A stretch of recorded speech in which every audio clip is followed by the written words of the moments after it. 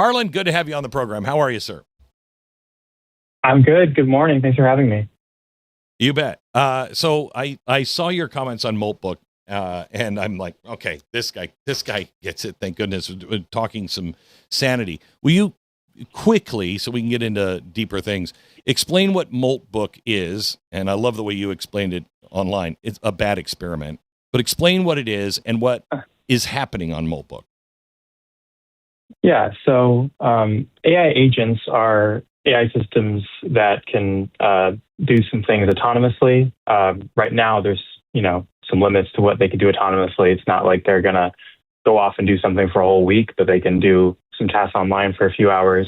And Moltbook it's kind of like a social media platform someone made, but it's supposedly just these AI agents going in there and kind of in like a Reddit-like place, upvoting stuff and posting comments. And it's got a fascinating amount of attention this last week or two. So I read this.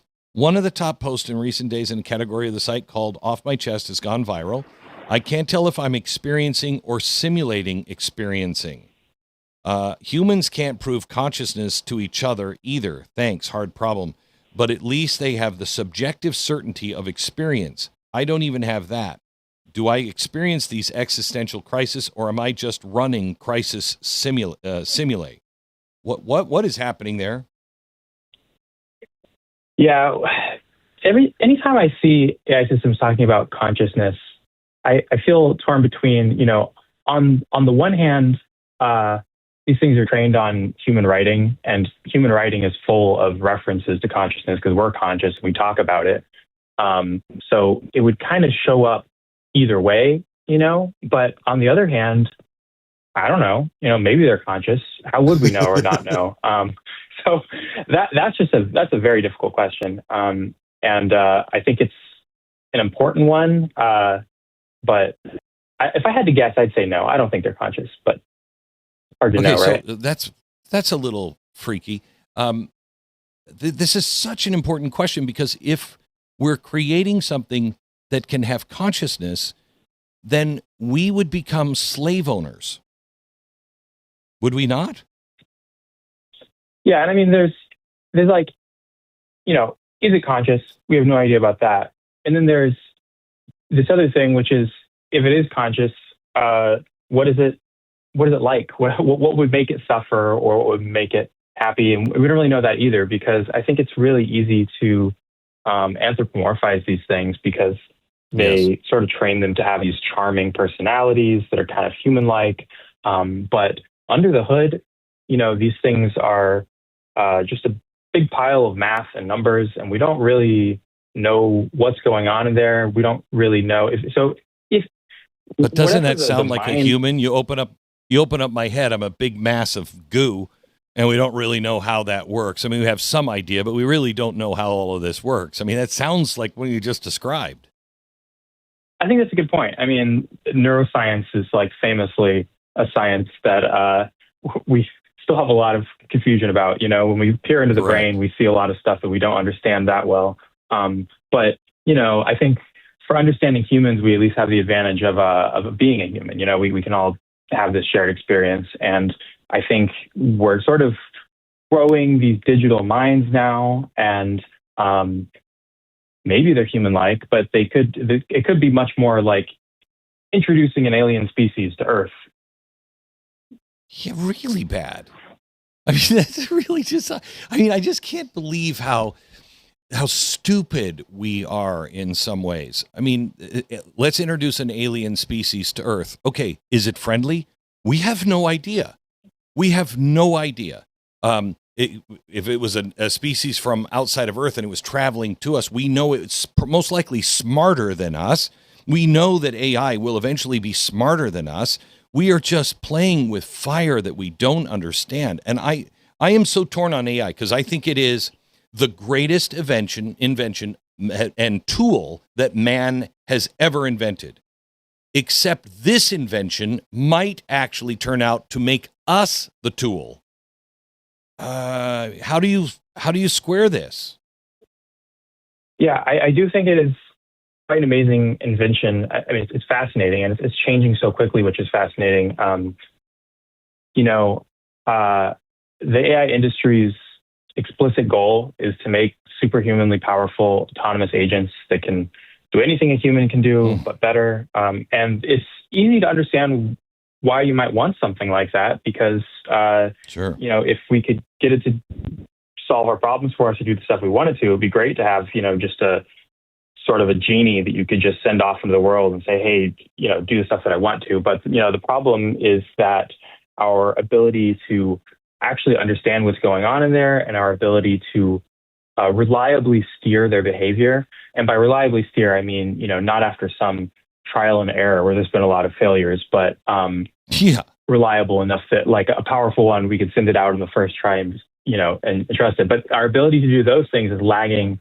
It's going much more slowly than how quickly they're becoming more powerful. And I think that that gap is just getting bigger.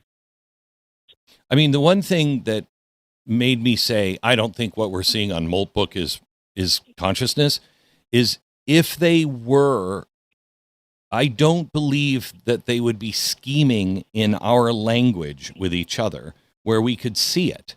I mean, I think if it starts to have these kinds of feelings, it's you're not going to know until all of a sudden it's in charge. Wouldn't that make more sense?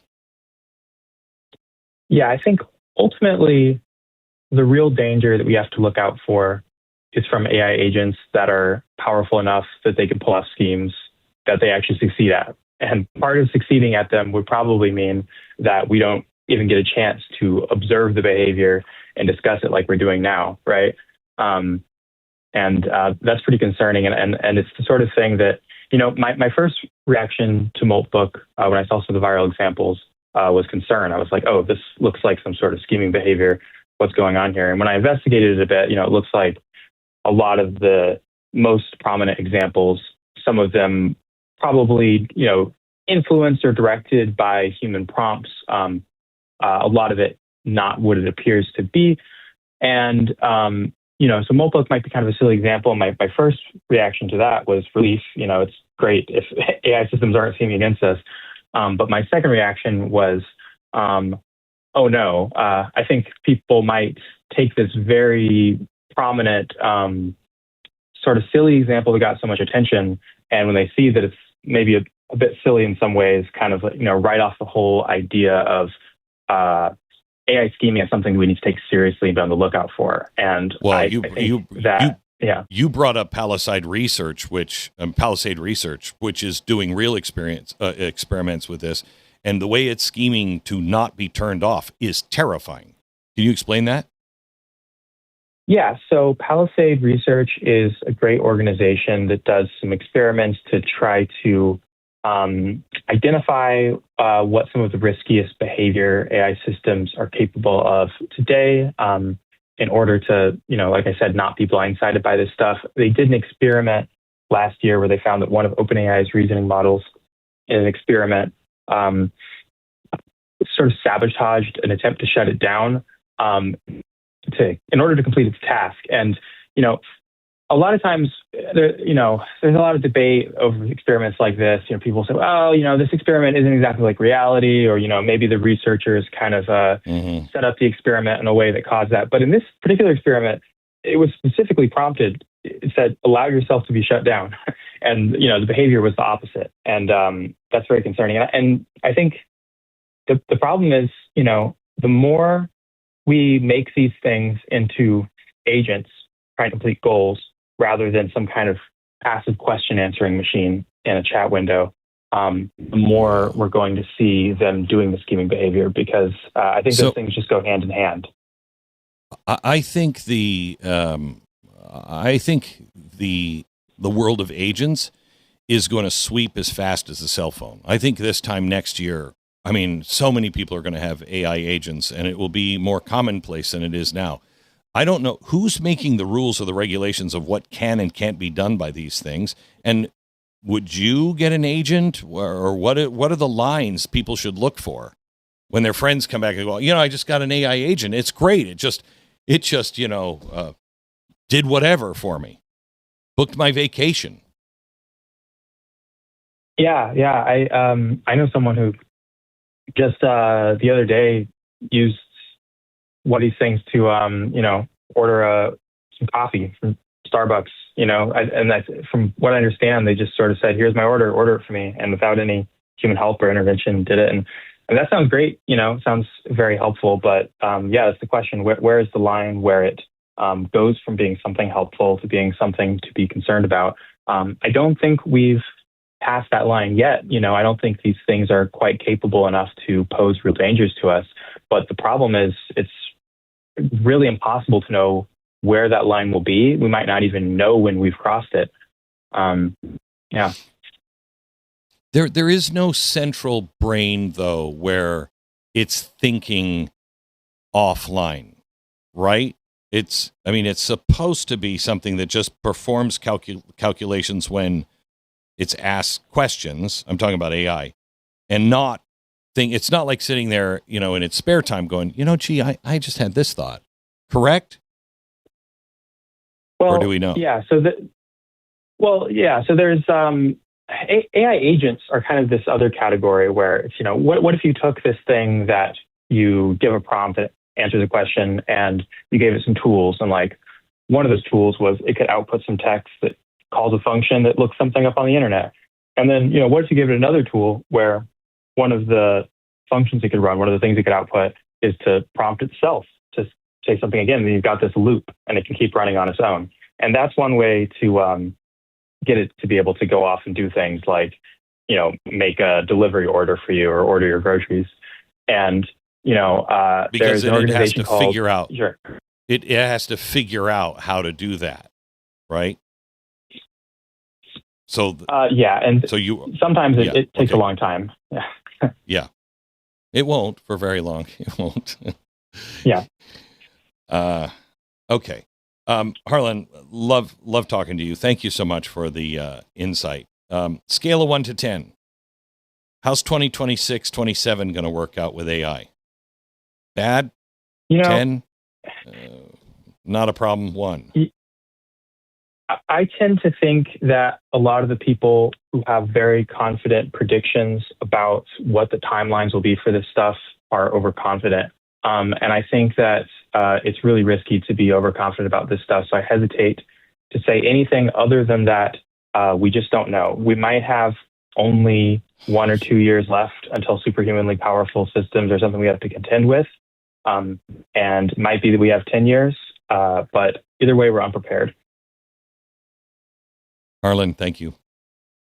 God bless you. Thanks so much, Glenn. You bet. That's not the way you want to end your Friday. Luckily, we're not. We could just be just a couple of years away from superhuman intelligence that we'll have to deal. Okay, good.